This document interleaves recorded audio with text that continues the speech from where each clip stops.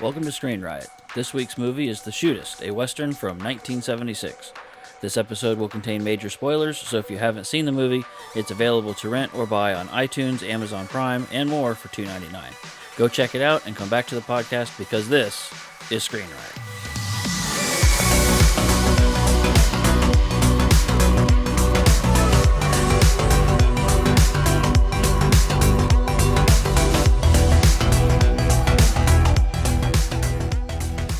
So welcome back to Screen Riot, where we're starting season 2. Woo! We finished season 1. Huge hit. Everyone's listening. That's awesome. right. So that's pretty cool. So that's why we're starting season 2. And John, you kicked off this week's with a movie and a genre. What was that? I landed on Western, and I chose The Shootist from 1967, starring John 76. Wayne. Yeah, 76. I said so, 76. yeah. Yeah, Your dyslexia is starting up again. Yeah, it is. Oh, From darn. Wayne John. That's right, Wayne John. Yeah. That was my Western last time. The West Warriors Way with Wayne Yes. John. Which, The Shootist is about a dying gunfighter who spends his last days looking for a way to die with a minimum of pain and a maximum of dignity. Agreed. There's definitely a lot of dignity in this movie. Yeah, so I thoroughly enjoyed this movie. This is the first time I've seen it. In fact, I don't think I've even heard of it. No, it's the first time for me too. Oh, wow. Which Yeah. is kind of weird. I'm kind of with you though. I enjoyed it, and it kind of made me want to go back and like watch all of John Wayne's westerns again. And then I thought about the amount of time that would take, and I went, Yes. maybe not. But I am planning on watching some of the bigger hits, like some of his earlier stuff that was him in his prime, so to speak, because I liked it too. I thought it was a pretty good movie. So John, so you picked this. Have you seen it before? Or? I hadn't seen it. I've always heard about it, but growing up with my my grandfather, John Wayne was like the man's man, Right. And so the Duke. so Papa, he was all John Wayne westerns and Clint Eastwood westerns, and anytime they were on, we watched them. And but no, I hadn't seen The Shootist, but when I landed on Western, I'm like, okay, I can't pass up the chance to have us watch it and review it. Yeah. See, I'm not a huge Western fan. I mean, there's a couple out there that I really enjoy, like Tombstone, Rio Bravo, 310 to Yuma. Yeah. Which Rio Bravo is another John Wayne film. Right. And highly recommended if you haven't seen it. Yeah. The Searchers. That's a Yes. great movie too. True Grit. Yeah. Which one, though? The original. The original. I like yeah. both. Oh, I like the The- original better. Yeah, I The, like the both. original better than the remake. Yeah. for sure. Well, no, Jeff Bridges is Jeff Bridges still. So that's Right. a problem. But Yes. no, I mean, I still liked both. Yeah, I mean, because no one can replace John Wayne. I mean, you've got Rio Bravo, you've got Hondo, you've got Stagecoach. there's so many, Yeah. so many amazing John Wayne westerns out there that you can't. I mean, just in the beginning of because I really liked how the opening of the film of The Shootist was black and white, and they were showing scenes as Ron Howard is doing this opening monologue of who this guy is. They're showing scenes from other movies. Of other John Wayne movies. John Wayne movies, Yeah. Red River, Hondo, Rio Bravo, and El Dorado. Yeah, which is was pretty pretty cool. brilliant because it really lends to the whole narrative of the story of this guy has lived a life of being a shootist, Right. So yeah, that was a pretty creative way to open up a movie, I thought. Well, and probably saved $1 too. Oh yeah, for sure. Yeah. Wait, can we get some old stock footage, guys? Hey, guys. Oh, cool. Thanks. Appreciate Oh. that. We'll wrap that up into our storyline. That's perfect. Maybe not licensing for the images though. Yeah, John, they don't want to give us the film. Well, I'll take care of that for you. Yeah, exactly. You know? Pilgrim. I mean, Pilgrim. you didn't tell John Wayne no. I Yeah. do wonder though if he walked around Hollywood acting like that all the time, if people were like, "Oh fuck, here comes John Wayne." The dude's been in so many westerns. Seriously, he thinks he's in a western all the time. Hey, John, yeah, pull up a seat at the bar. He probably carries his 2 6-shooters everywhere he goes. Jesus. And they're always loaded. Well, interesting enough, and I don't know if this is true or not, because my stepdad was full of stories, and I know about probably half of them weren't true, but he did tell me this one story where he was in Arizona or some New Mexico or something, and he stopped at this restaurant that John Wayne owned or partially owned or whatnot. And he's eating, and John Wayne walks in, and my stepdad, it was a truck driver, and he knew no stranger. So he just walked right up to him and started talking to him. Talked to him for about 3 hours, he said. Oh, wow. So don't know if that was true, but Hey, cool story. yeah, it's a pretty cool story. Or at least it was a guy who thought that he was John Wayne. Right. It could have been that Walked too. around and he's just, wore a hat low over his eye. Yeah. What year was this though? That 1996. Maybe not. Don't think so. about 30 years too late. I mean, if that's true, that's pretty cool of John Wayne to, talk to just some random person for, 3 hours or whatever. Yeah. That's who I hope that he was like in real life. I don't know anything about his true life or like outside of Hollywood, but I would hope that he would be, just like a, yeah, cool, I'll talk with you or something like that, right? Well, he very rarely gave interviews, so he wasn't one to be interviewed. But one of the rare interviews that he granted, I forget who it was with, but he was asked if he was picked on growing up in school, and he's like, "Well, my given name's Marion." Oh, that's right. I forgot about that. Yeah. Everybody laughed at that. He's like, "What do you think?" That was it. That's all he said. Was that on the didn't- Johnny Carson show? No, it wasn't. I mean, he might have said it on Carson, but what? Gosh, I forget the guy. I don't know who. I don't remember the interview. He was the interviewer, Right. or whatnot. Gotcha. He was a popular show at the time. Well, I got a stupid question. Why is his nickname the Duke? Anybody know? I have no idea. I have no idea. I don't know. You had to ask that. Okay, well, we'll have an intern look into it. Yeah. And we'll figure it out. Yeah. But while the intern is looking it up, what I was gonna say is I typically don't like a lot of westerns. City Slickers for sure. Yeah. Come back to City Slickers and Curly. Yeah. As a boy, John Wayne had a dog, which he named Duke. The two were inseparable, and the pair became known as Little Duke and Big Duke. The which probably is what he named his penis as well. Oh, dear God. The nickname Duke or the Duke stuck with Wayne until the day he died. It may have been his dog's name when he was a kid. That's Gotcha. what they're I saying. mean, Big Duke sounds like a bowel movement. Yeah. Pretty sure that's how people describe it. It's Big Dookie. Anyway, He's Wow. got it. The Quality of season 2 has just gone down the toilet. in the first episode. It's pretty close. It's pretty close to season 1. Let's be honest. Yeah. It's not that far off. But yeah, so just some typical westerns and all, but this might be added to that list now, I think. For you, for me, Westerns? for myself. Yeah. Oh yeah, this was probably one of the best westerns, and I don't mean that as a hotel thing, that I've probably ever seen.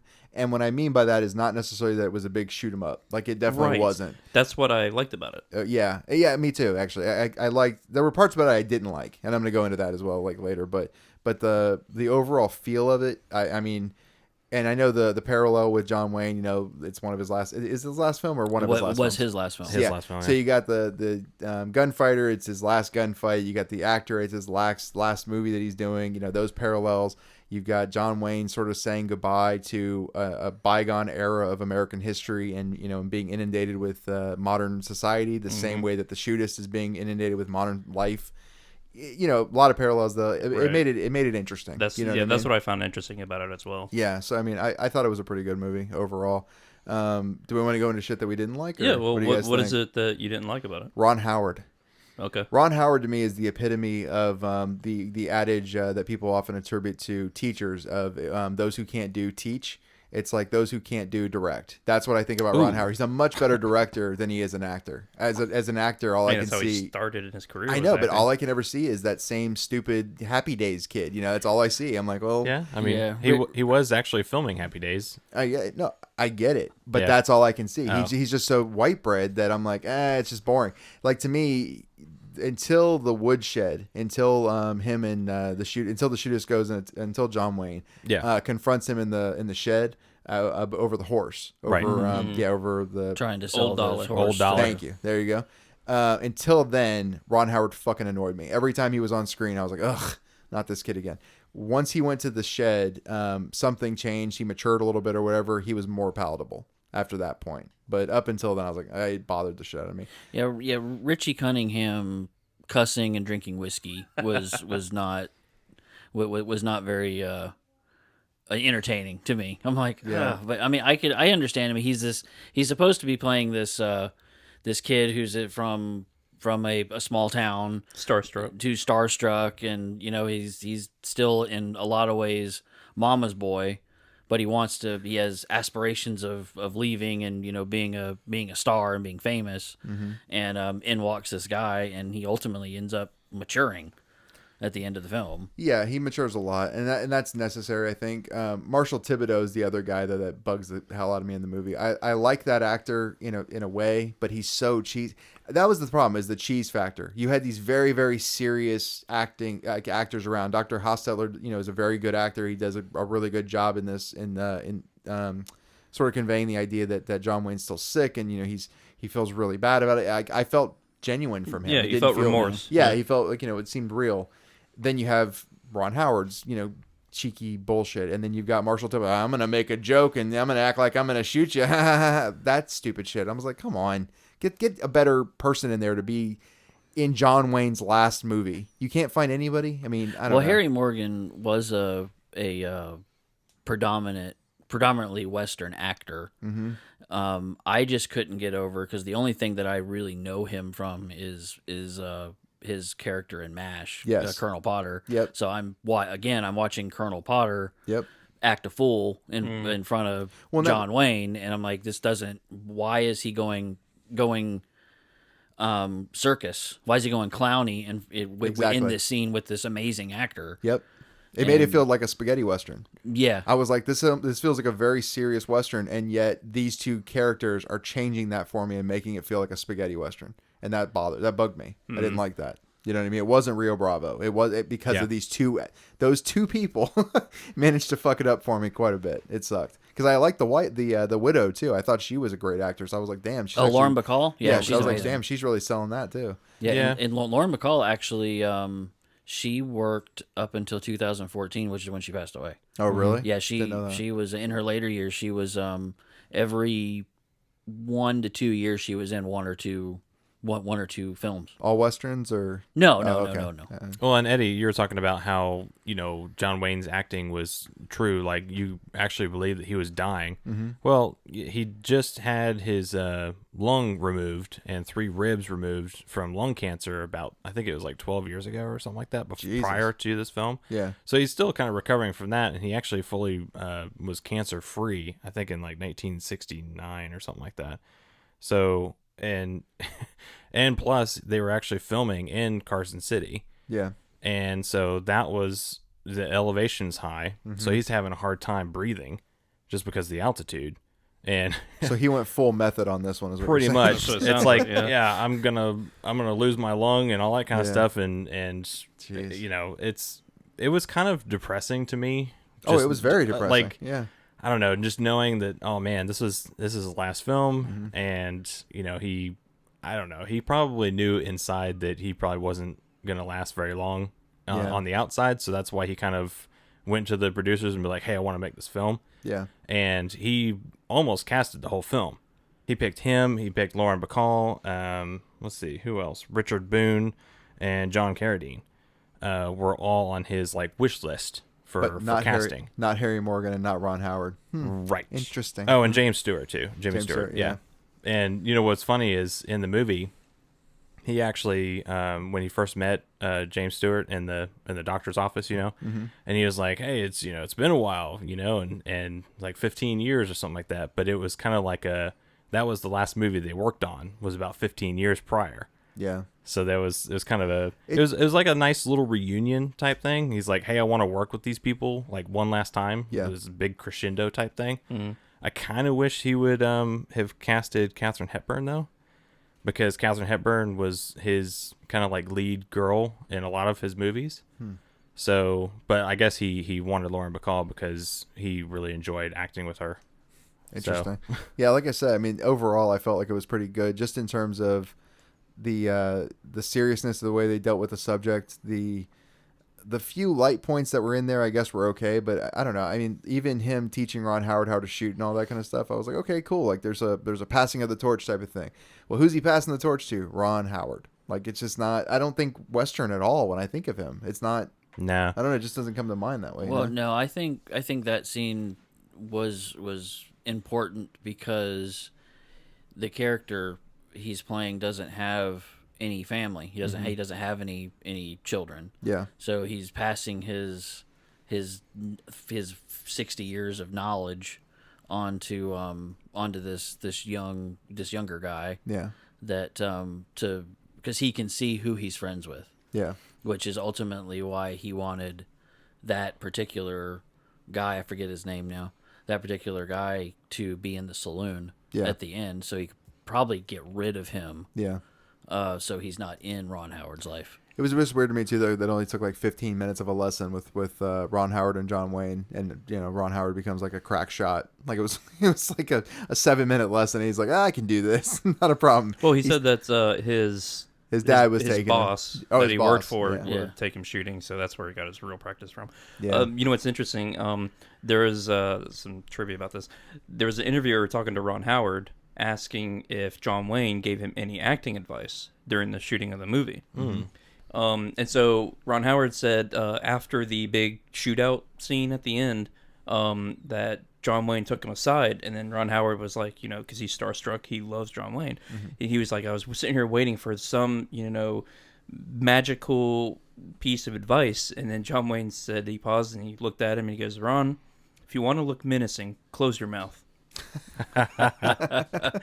That's actually pretty accurate.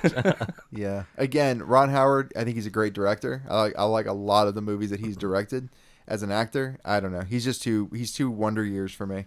It's just like, and that day, I had an erection for the first time. Like that's all I can see. Like it's just such a weird. It sounded very much like the Wonder Years. That's what I'm saying. Like it just doesn't. I don't know. He's not somebody I like as an actor. You know what I mean? And for me, it was a stain on the movie overall because the movie was so. To me, if they had cast that role better, that movie was epic. You know what I mean? Like and not a 10, but I mean just in terms of, last actor's movie of a very prolific actor in particular. And then, the seriousness that they dealt with the subject and the way that they, sort of brought that world to life. Because I like that it was, a Western that wasn't completely a Western. If you like, they did this modern take on it in a weird way that it was, because it was that time when all those modern pieces were starting to come to life. So you had the trolley cars starting to happen, you had roads being paved, all that kind of stuff, right? Car. So the way that they dealt with that, it wasn't gunslingers walking down the street kind of stuff. There were, normal civilized people just kind of going about their lives. And it almost looked like they took an actual snapshot of like 1902 and were like, here, let's see what this looks like, Yeah, it was a comment on how the gunslinger lifestyle was fading away. Yeah. Yeah, because supposedly he was the last real Shootist Shootist alive. alive. Oh, yeah, that's right. The newspaper guy said that. Yes. Yeah, they were wanting to do an article on him. He chased him out of the yard. That was the best. He didn't just chase him. He made him bend over and kicked him in the ass off the porch. That was great, though. I thought that was awesome. That's the real way of kicking somebody out of your house. Yeah, I thought that was great. I do think I don't know if you guys ever saw Seabiscuit with Jeff Bridges actually and Toby Maguire. Yeah, thanks. The near the beginning of that movie, they have what's the actor's name? He was in October Sky. He's been in a bunch of movies. I can't think of his name. He was the horse trainer. The horse trainer is riding across the prairie and he's on a horse and he comes up against the barbed wire fence that's cutting through what would have been open plains and he's got this forlorn look of like, freedom is being restricted. He's got this look of that. They did that at the beginning of the Shootist. I didn't know that. And in the Shootist, or in Seabiscuit, I should say, it almost looks like they're paying homage to the Shootist with that shot because it's exactly the same. It's an identical shot gotcha. almost. It's very interesting. But I never caught that. I haven't seen Seabiscuit in forever. Yeah, me either. I like It's been a long Seabiscuit. time. I'm a nerd, but I like Seabiscuit. I like it too. Yeah, it's sad. It got its ups and downs. Yes. The only problem with that one is that there's too many climaxes. Like you don't know when Act 3 starts per se because it's like, oh, that's the climax. Oh, wait, no, this isn't the end of the movie. Okay, two more hours. What? Like it just goes on and on, and it's so fucking sad, man, with the sun and all that. But anyway, yeah, it's very sad. Yeah, so because in hearing that kind of changes my view on the gunfight at the end. Yes. Hearing what you said, because I was kind of like, okay, I didn't like it because it was kind of anticlimactic. Mm-hmm. I almost wished that that the story would have been a little different, where maybe John Wayne heard about something going on or knew something that was about to go down, and he was going to do the good thing and save the town or say whatever, and have this big gunfight, but now hearing that changes my mind on it. It puts it into perspective. It puts it in perspective that the gunfight is no longer this romanticized situation. It's very dirty. Where it's dirty and it's not out there in the street at high noon. It's hiding behind a bar, hoping not to die. Well, that whole like high noon showdown thing, that's romanticized in itself. Right. Like you only see that in the movies. That's if I'm not mistaken, I don't think that there was ever a recorded gunfight in the middle of a street like in a town. Like the way people solved differences. There was in Tombstone though. But it was in like a corral. Yeah, it was but it wasn't corral, actually in the street. It was kind of like in an alley. But I mean, like that idea where two men they make a time, yeah, in a they day, don't and they don't meet stand there off and- at high noon. right, exactly. I'll see you here at noon. Okay, we're gonna kill him at 11:30. Yeah, yeah. Okay? Just so we're clear. But what most people did is like what they did in the Shootist is they killed you while you were sleeping. Yeah. Yes. They stabbed you at night. You know, it was they- all underhanded. Shot you in the back. Yeah, Yeah. shot you in the back. Exactly, like how Hickok died. Speaking of Yeah, I think Hickok, so, yeah. yeah. Speaking of the shooting in the back and all that kind of stuff, the attack at night scene, the home invasion scene, I really appreciated that. Like I enjoyed that for some reason. There was no CGI, there was no puppets. There were two guys. I think it was two guys, right? Maybe three. Two guys broke in. Two guys broke in. Yeah. But when he shoots them through the window, it's like glass everywhere, and then they crash through the glass and stuff. And I'm like, woo. These stuntmen are getting their $4 today. Like that's it. They're working their asses off.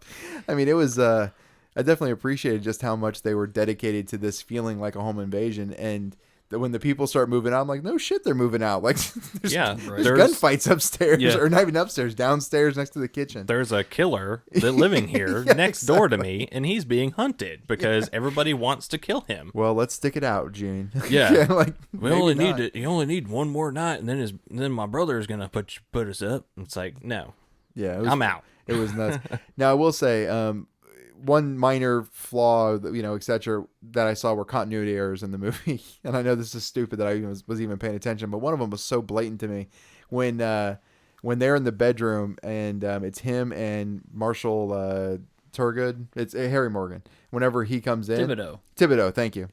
With an H. When he comes in, the gun belt is on. I want to say the gun belt is on the last hook of the coat rack in the room. Yeah, right? I remember looking at that. Well, when they cross the room, the camera angle changes for whatever reason, and the gun belt has now shifted to the first hook.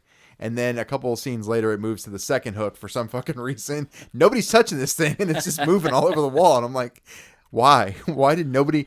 Hey, John, remember what hook you put the damn gun belt on, please? Well, it was the same scene, so you would think that would be shot the same day. Apparently why not. would it? Why They would might it have move? They might have shot, from entering the room all the way. They might have done like really long takes. That's true. Yeah. Yeah. Well, I was thinking it's possible too. And maybe they changed the scene. In one of the scenes, maybe he was supposed to put on the belt, and then somebody went, "No, that's stupid. If he did that, Marshall Thibodeau would just shoot him." So they're like, "Oh no, yeah, you're right. I'll just take this belt off." And then he just hung it on whatever fucking hook he wanted to, because damn it, I'm John Wayne. Right. So he just put it up there.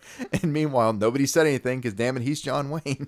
So it was like, I don't know, it just bothered me. Little things like that. There was also a scene where Ron Howard's jacket changed just a little bit. It was like the color changed. At one second it was really dark brown. The next second it was kind of a light red. I was like, why is he wearing two? He was just wearing a different jacket. It was minor, but it bugged me. Mm-hmm. You know what I mean? Just little things like that. The only one that I noticed that was pretty blatant was when John Wayne and Lauren Bacall are riding in the carriage. Yeah. And John Wayne mentioned something about it's getting cold or whatnot, and they're covered up with this red blanket. Well, immediately the next scene, the blanket's gone, and it's like it's on the floor. Nice. And you don't see them take it off. It's like, thought it was cold. Yeah. Yeah, that was something that I enjoyed about the movie too, was the pacing. Because when John Wayne asked her if, hey, let's go take a ride and all that, I'm like, okay, so I'm gearing up for a 15-minute long, exposition of them roaming the countryside and all that stuff. Yeah. And it was like 3 minutes.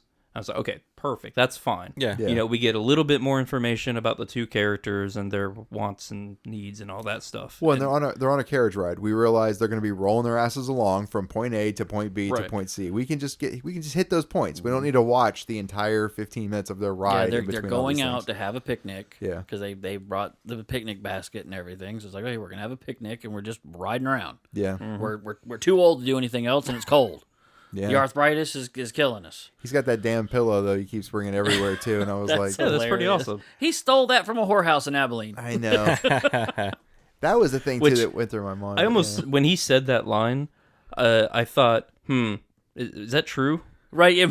It might be. Is that just for, looks? I mean, it would be funny if it wasn't. I'm sure. I mean, I'm sure there's a lot of rich people, like actors, actresses, etc., who have done some incredibly exotic and disgusting sexual things that have now just become inside jokes. Like, Oh, that's not what I meant. oh no, I really? meant like if he told Jimmy Stewart that just as a well, I picked this out, I bought it. Oh, yeah, it could be. Yeah. Instead of trying to be macho. Oh no, I got this from a whore. Oh no, I'm along the same lines, but I'm thinking he might have actually like, gotten it from a in real- whorehouse. oh, Yeah, I mean, yeah, that's what I was thinking. Yeah, because I mean, what's his name? The kid who is a singer. The little annoying bitch. He's been around for like 15 years now, and he's like 17 years old. Bieber. Yes, Justin yes, Bieber. Justin Oh. Bieber. Thank you. He's done disgusting things in his life, and most of them now, if he talks about them on camera or something, it's just an inside joke. He's like, "Oh yeah, no, that's like shaving an L in your pubic hair or something, or that's like shaving an L in your hair." And none of us were like, okay, whatever he's saying there. Meanwhile, there's a group of people who knows, oh no, that was that disgusting girl that he was with in California who did those awful things. I thought about it the same way with the pillow. I'm like, maybe he stole it from an actual whorehouse. And meanwhile, everyone on set's like, okay, John, whatever. And there's one guy, Jimmy Stewart's like, we were in that whorehouse, weren't we, in Abilene? What are you doing, John? Yeah, John, shut up. Damn it, I got 10 more years of working in this industry. You said you'd never talk about that. Yeah, exactly. That's the way my mind went with it. But, You're talking about Ruby. Oh my exactly. God. Jeez. Yes. That's right, I am. Her name was Amber, Jimmy. Amber. She was some gemstone name. Jesus Christ. Diamond, get over here. I like Ruby because it was a red pillow. That's true. Here's my red pillow. Yeah. Which I wonder what was used for. Anyway, So what else we got? Enjoyments? speaking of the inaccuracies on this, people were actually bitching about the date that was given. That was like, well, it wasn't actually the date that Queen Victoria died. It's like, give them a break. It's Hollywood. Come on. I don't know. News runs slow. It does, especially out there in the West. That's right.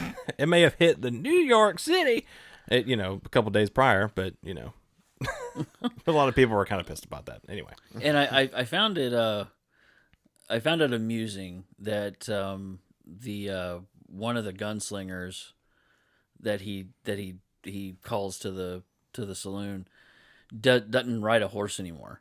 He's in a motor carriage. Yeah. And I'm like, that's odd. That's saying something. It's like even the gunslingers, the rough and tumble people have decided, no more horses. yeah, it kind of moved on. It's like Eddie was saying before. It's like the coming of the times. There's no place for the old fashioned shootist anymore. That's the way I looked at it. Yeah. Yeah, I thought he was just moving on. I thought it was pretty funny at the very beginning of the movie. Justin and I we play video games, and there was that one video game, Red Dead Redemption, and when he was coming up on that guy, he's like, "Give me your wallet." I was just thinking, oh, here's this like level 2 guy saying, to a level 172 or something like that. It's like, "Give me your wallet." It's like, are you kidding me, dude? I don't have time for you. And then he shoots him, and then he's like, "Hey, give me my wallet back." I thought that was pretty funny. Always those actors that do that. It's like, I wonder if they go, okay, I'm gonna try out for this movie. And it's like, yeah, I'm gonna get me a part in a Western. And they go, and and he's being paid by John Wayne. Shit, I'm gonna get killed in like the first 5 minutes of the movie. He's a red shirt? Yeah, he's a red shirt in and like Star Trek. Well, I'm gonna die. You just hear it now. What do you mean I have a scene with John? I don't want that. Yeah. Or you're like, I'm gonna make my mark, and the next thing you know, you're like, who's in this movie, by the way? Clint Eastwood, John. Shit, I'm not gonna be anywhere. Like I'm not gonna be even a blip on the radar. Right. Yeah. So how much was it, Kyle? Let's talk. Well, about it. yeah, I don't. Oh, go ahead, Justin. Well, I was just gonna say one thing before we start talking about money and all. Yeah. That John Wayne was like really disappointed with the box opening, the box take of it. He blamed the studio Paramount for he said it was marketing. He complained that Paramount spent too much time focused on the then current King Kong epic and relied too heavily relied on John Wayne's name brand alone to sell the film. So, which by 1976 was not a sure thing as it was in the years past. Right. Yeah, because he was kind of, Well, he's past his prime. Yeah. And not since Cahill. I mean, Cahill wasn't exactly the best John Wayne movie, so that Right. didn't help. Yeah. Yeah, and I agree because one of the I'm trying to look it up now while I'm talking, but the tagline, one of the taglines for this film was just it has nothing to do with what the actual film is. Here it is. He's just got to face a gunfight once more to live up to his legend once more. To just win one more. That's stupid. That is the That stupidest is a tagline terrible tagline. Yeah. for this film. It's They not. should have gone with like the pillows from Abilene is hearts in Texas though. Like something else. Yeah, it's hearts in Carson that, City. Because that's not. First of all, how many times can we say once more or one more time in one Yeah, tagline? that's just shitty writing. Yeah. And then I mean that's not what the movie is about. That's not the soul of the movie. I agree completely. No, yeah, it's somebody said it earlier. It's about a dying guy who doesn't want to go out like a bitch. Pretty much, yeah. Yeah, that's basically what this movie was about. He didn't want to go down without actually making something that actually tied in all of his movies together. It seems like his whole career was basically wrapped up into one movie, and this is I want to end it my way. So you're talking about John Wayne? Yes. Okay, I think Justin was talking about the actor. Yeah. And for the actor, Oh. no, but it's okay. They do. They kind of parallel. Yeah, they parallel. Yeah. They sync up so much. I get it. For the actor, like for a tagline for this movie, I would probably say something. And this is just me throwing out words. This is not going to be polished. Don't print this, okay? Off the record. I would probably say something along the lines of like, he's going out with more integrity in a way than what he had in his own life. Because the whole movie that he spends, being worried about being embarrassed about being sick, and realistically, he's so tied up in this notion of I just don't want to be embarrassed as a person, like as a man, I don't want to be embarrassed. But then at some point, he's like, well, I guess everyone knows, fuck it, you know what I mean? And then he's just like, okay, well, I just don't want to be hounded. Just leave me alone and let me just live out my life, with a little bit of dignity that I have left. I have to sit on a damn pillow everywhere I go. Let me at least have a little bit of dignity. And then whenever Ron Howard gets involved, and then the widow gets involved, and then he finds a couple of people that apparently he wants to kill, that's when the story sort of comes full circle, so to speak, and he actually has like okay, I can do these few things and go out with the integrity that I always felt that I had. You know what I mean? So Yeah. I don't know. When the final shootout was happening in that bar, in that saloon, he made a comment to Ron Howard when they were practicing shooting with the whiskey. He's like, Shootist, you got to learn to do you don't drink. You don't drink or whatever he says. I thought what the ending showdown was going to happen was that he was going to invite these three guys to the saloon, Get wasted with them. not get wasted with them, but let them sit there for like an hour so that they have nothing to do but drink. Oh, but these guys they've hated books for a long time. Yeah. And he's like, hey. Yeah, I just thought he was going to use that to his advantage. No, they didn't even want to sit down and have a drink with him. No, I wasn't talking about with him. I was saying like he lets them sit there alone for an hour. Like I'm gonna meet you at 10, but he doesn't show up till like 11 or 12. Yeah, or but whatever. one guy was just playing poker by himself. I know. Well, this is what you have. You have the Pharaoh dealer, who wants to make a name for himself as a shootist, and then you've got the former outlaw that drives around in a motorized car. John Wayne killed his brother. Yeah, Right. That guy looks so out of place in this whole Right, movie. By the doesn't way, he? yeah, he did. Yeah. I'm gonna get you, Books. Yeah. Yeah. And Stupid. and then you got the other guy who doesn't know who he is until he's told, because Yeah. at the beginning of the movie he's yelling at him to get out of the way. Yeah. You know, Which I'm still not sure excuse exactly. the hell out of me. I'm still not sure what the problem was between those two, like why he felt the need to kill him. I'm not clear on what the problem was there. I think it was because Ron Howard's character was Yeah. looking up to him. Yes. Because he was the one that was teaching Ron Howard how to shoot. Yeah. And he just said, I don't like you. You're not going to do this to this kid and bond. Oh no, totally. Yeah, so but I never saw John Wayne and him interact with each other other than the very beginning whenever, excuse the hell out of me, except for that part. He never killed anyone who didn't deserve killing. No, I know, And but he deserved killing, so he wanted to kill him. but why did that guy want to kill John Wayne?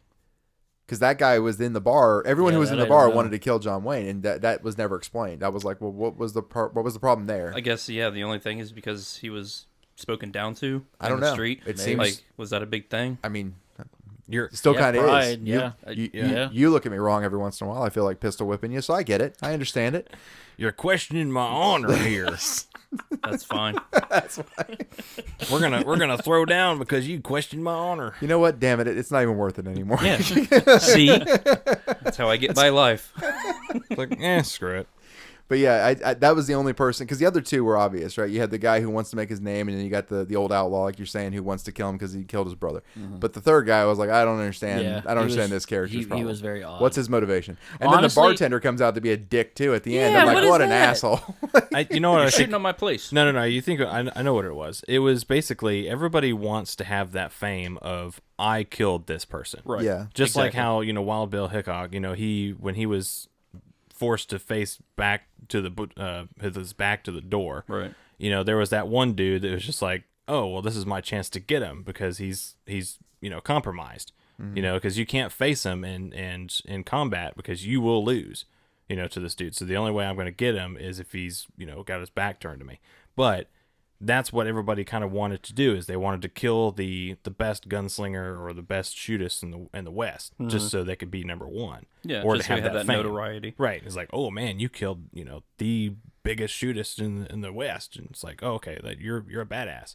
Okay. So yeah. everybody wanted their piece, pretty much, Yeah. and Yeah. that's how that ending scene happened. And you know what's interesting about getting shot in the back and all of those comments? I was reading up some other trivia there. It says when viewing the footage of the final gunfight in the bar, that John Wayne saw that it was edited to show him shooting a guy in the back, and apparently he went to the editor and he said, "I've made over 250 pictures and I've never shot a guy in the back. Change it." So they did. Yeah. And so now, it doesn't look like that he shot somebody in the back. However, The bartender shoots him in the back. Right? that's true. Well, I think it's just a bad guy move. No, I'm Like, with you. yeah.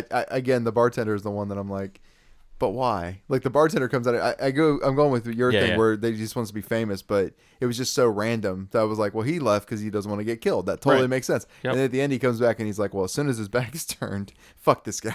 But Yeah. again, it's like, but why? My son actually walked in on the gunfight, and I was like, oh, that's 1976. There's fake paint blood everywhere.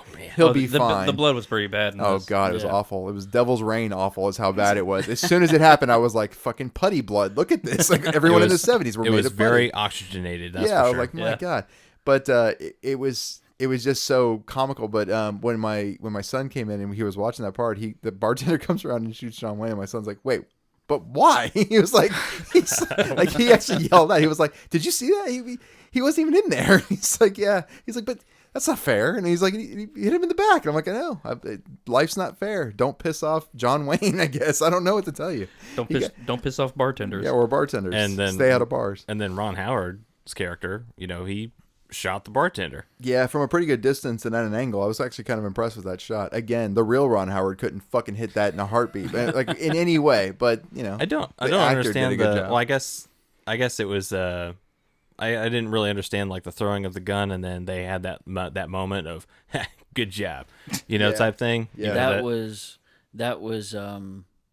Ron Howard's character's way of not wanting to become A shootist. a shootist. That person in that life. He threw it away at that moment. Yeah. I okay, gotcha. I'll say this: your explanation much more romantic and probably accurate. Not Yes. saying that. My explanation to my son, because as soon as he threw it, my son was like, "What?" I was like, I think what he's trying to do is frame that guy or John Wayne by going, I didn't touch it. There's not even a gun near me. How could I have possibly? How could I have killed the bartender? John Wayne obviously killed the bartender, but John Wayne was shot. I don't know. He's the shootist, man. It's books. So he kills everybody. Yeah, you know, pretty much. like that's. I think that's how it was actually. Because I thought about it as him just covering his ass, but that makes your romantic explanation does make sense. And that's probably the eye contact of going, good man, you know, good job. You're not going to become me, Right. which is not what I wanted you to become. Well, you know, type and thing. also they had that conversation of do you have the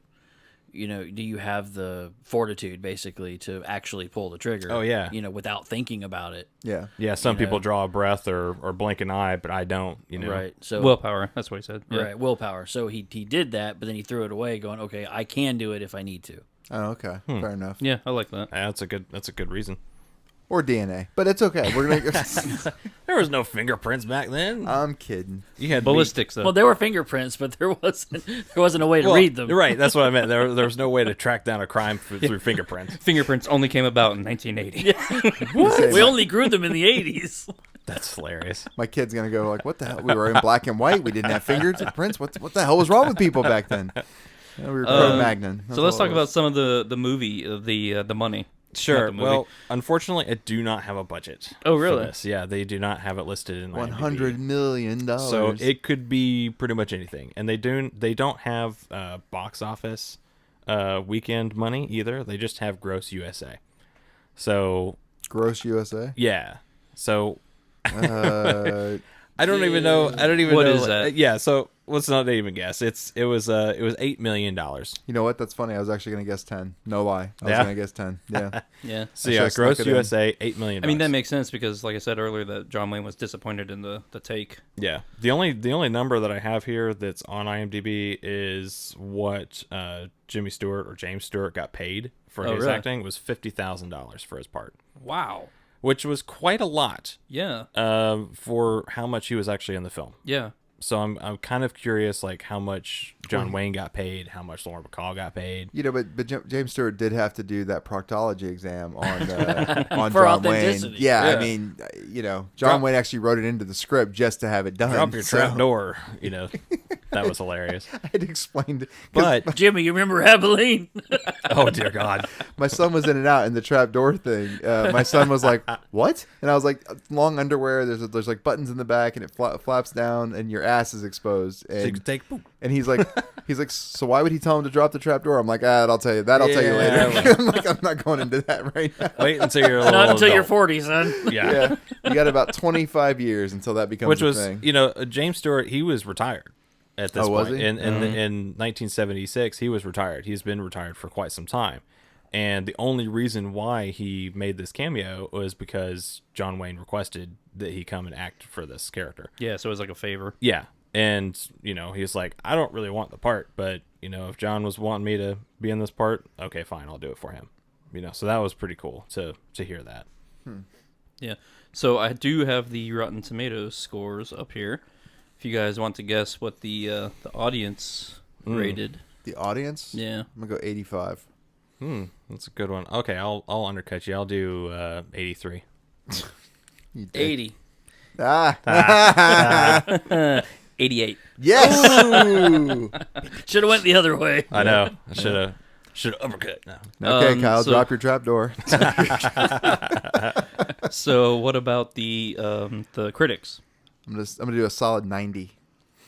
Okay, I'll go a little lower. I'll think it's about 81. 92. 86. Woohoo! Who's closest? You? Me. Yeah. Yeah, because you were 5 away, I was 4 away. Did you do 90? 90. Okay, Yep. nice. All right. So let's go ahead and wrap this up with some reviews of our own. John. Yeah, John.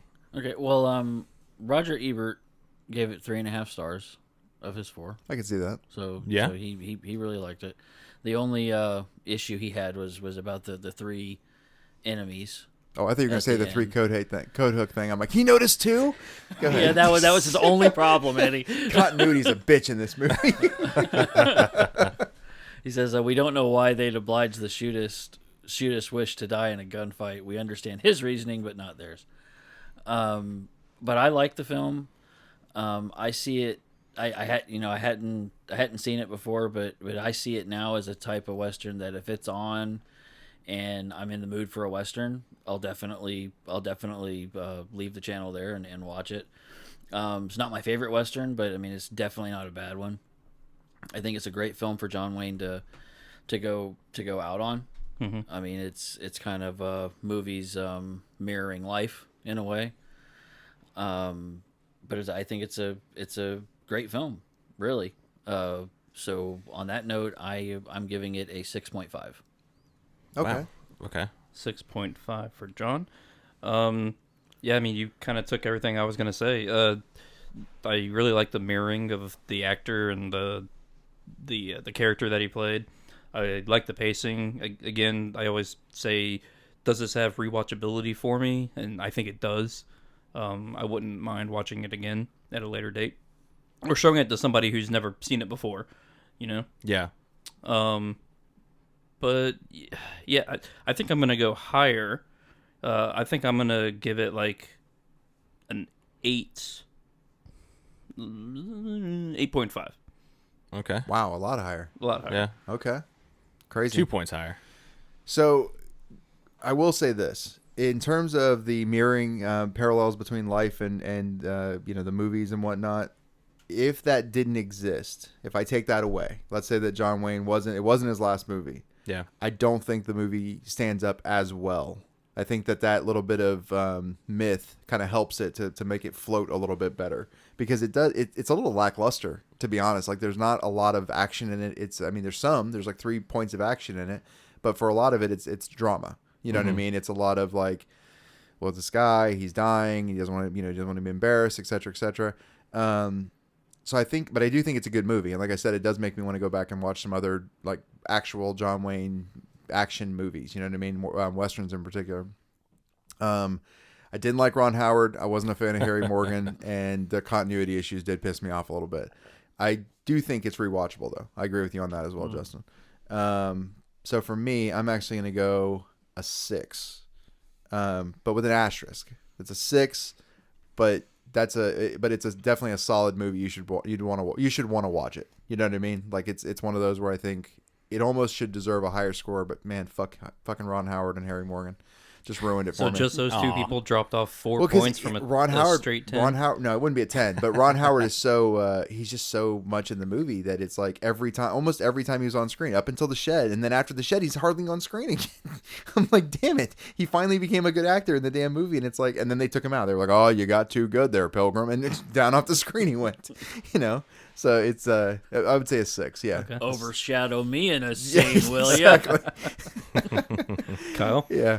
Yeah, so I have actually seen this movie before. It's been a while since I've seen it. Big John Wayne fan, and I really think that it was a big film for him, personally. I liked the kind of like the gathering of his buddies. Like a what'd you call it? Like a big party. He was like, I just want to have one big hurrah left, or I have one left in me, so I just want to spend it with my friends, Right. On Paramount's budget, or Paramount's pocketbooks. And I don't really like those types of movies where it's just a big bunch of friends coming back together to act, but they were written in roles to where they didn't actually seem like friends. They weren't. It was Right. he wanted to act with them, but yet it didn't seem like none of them really like enjoyed like working together. It didn't seem too set up. It didn't Right. seem like Broken Lizard or Right. or Judd Apatow movies. It wasn't a buddy film. Yeah, It wasn't, like an Adam Sandler, he gets all of his buddies together and he's like, Yeah. woohoo hee, type thing, right? Hey, bro, remember that time in Abilene? Yeah, Yeah. like that. Yeah, Yeah, it wasn't like anyway. But that's what I liked about this movie is it was a big meet together, big party or something like that, probably off scene, but not necessarily on screen. And with that, I'm going to rate this a 7.1.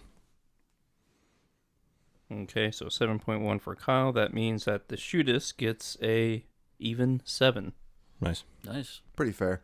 It's interesting to me, though. The overall, I don't know, the take that all of us got away from the movie, like it seemed, the takeaway I should say from the movie, it seems like it made a good mark, but not necessarily one that was as melancholy as the movie seemed to seemed to want it to be. You know what I mean? Like we enjoyed it, even though it's kind of a sad, like it's John Wayne's last movie. It's the end of an era, Pilgrim. Well, we've got it's a it really is. I sound like RoboCop. Really yeah. There's trouble. There's. All right, so John, we need to go ahead and spin for the next movie that we're gonna do, and so that means it's myself and Kyle and Eddie that's gonna get ready to pick a genre. Okay, here we go.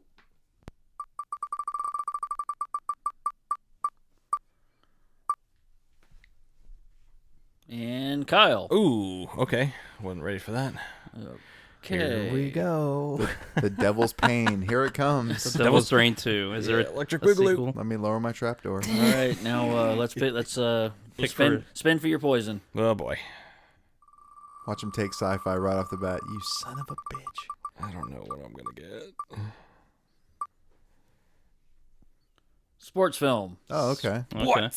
Here comes a movie that's not really a sports film, but might be. Let's see. Okay, well I got one. Seabiscuit. It's actually from the same year as the Shootist, 1976, and that is Bad News Bears. Oh, okay. I love this movie. It's got Walter Matthau, Tatum O'Neal, Vic Morrow. It's an aging, down on his luck ex-minor league coach.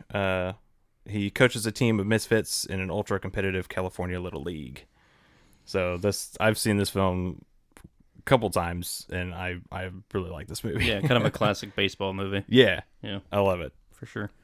All right, so thanks for joining us for our Season 2 premiere of Screen Riot, and don't forget to like and subscribe and visit our subreddit and our website, the AmericanPodcasting.net, and our Patreon. It's patreon.com/Screen Riot. So with that, thanks for listening, and get back here and we'll watch Bad News Bears. Yeah. Thanks. God damn it. See ya. See ya.